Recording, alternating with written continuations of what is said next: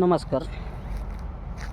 आज कई दिनों से जो जंतर मंतर पे प्रोटेस्ट चल रहा है नीट पेपर लीक के मामले में, उसके बाद क्या हुआ, 7 दिन बाद मतलब 27 तारीख को एक महाराष्ट्र में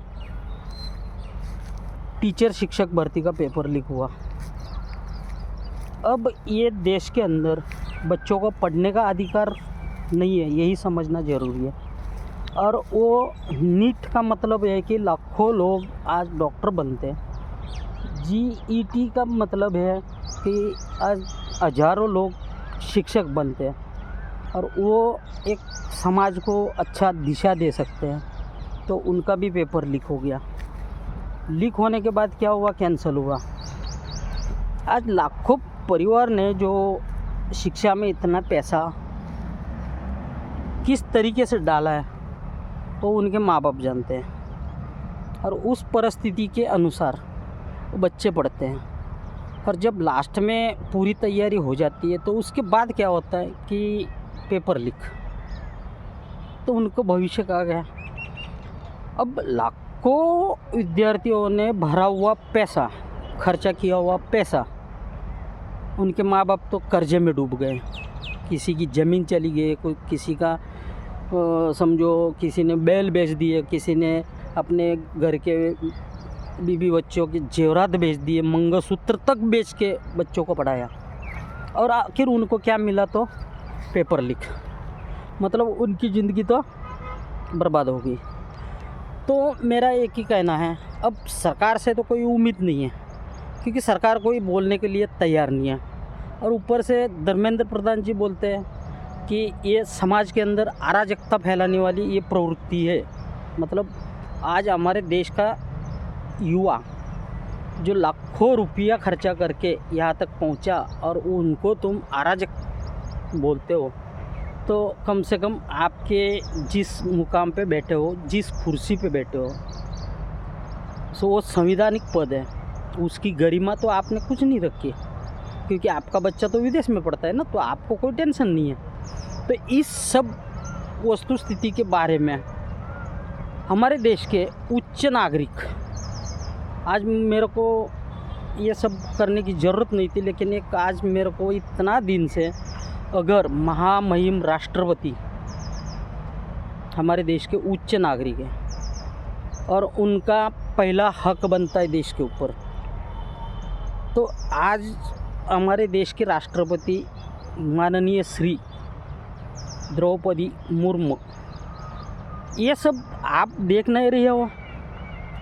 और मेरा आपसे एक ही सवाल है, इस तंत्र को जो तंत्र चला रहे हैं, जो सत्ता में बैठे हुए लोग सत्ता चला रहे हैं, उनसे सवाल करने जाते हैं तो वो बोलते हैं कि विपक्ष को क्यों नहीं पूछते हो। अरे भाई साहब, सत्ता में आप बैठे हो तो जवाब कौन देगा? जनता किससे पूछेगी? आपसे पूछेगी ना। विरोध पक्ष जब आपसे पूछता है उनका तो जवाब नहीं देते, लेकिन जनता को क्यों आप जवाब नहीं दे रहे हो? रही दूसरी बात, नीट का पेपर लीक हुआ, देश के प्रधानमंत्री विदेश चले गए। जीईटी का पेपर लीक हुआ, देश के प्रधानमंत्री विदेश जाके कायबा को कुछ दाना पानी खिला रहे हैं। मतलब किस तरीके से देश चला रहे हैं, और हमारे देश को चला कौन रहा है ये भी समझा दो एक बार आम जनता को। आम जनता परेशान है ये सब चीज़ों से। आज अंतर्राष्ट्रीय बाज़ार पेट में डॉलर के मुकाबले, जो अभी युद्ध चल रहा था उसके मुकाबले आज भाव, बैरल के भाव गिर गए हैं। उसके बावजूद भी हमारे देश के अंदर पेट्रोल के भाव क्यों नहीं कम हुए हैं? बाहर के देश में, कंट्री में, सब में भाव कम हो गए, तो हमारे देश में क्यों नहीं हो सकता ये सब? आज हमारे पेट्रोलियम मंत्रालय में से कोई रिपोर्ट नहीं आ रही है। तो जनता को कब तक तुम तोड़ के रखोगे, कब तक उनको लूटते रहोगे?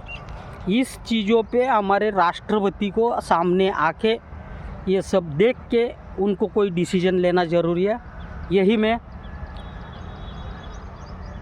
आपसे एक विनती करता हूँ, और ये मेरा वीडियो राष्ट्रपति तक जावे, ये भी मेरी एक उम्मीद है।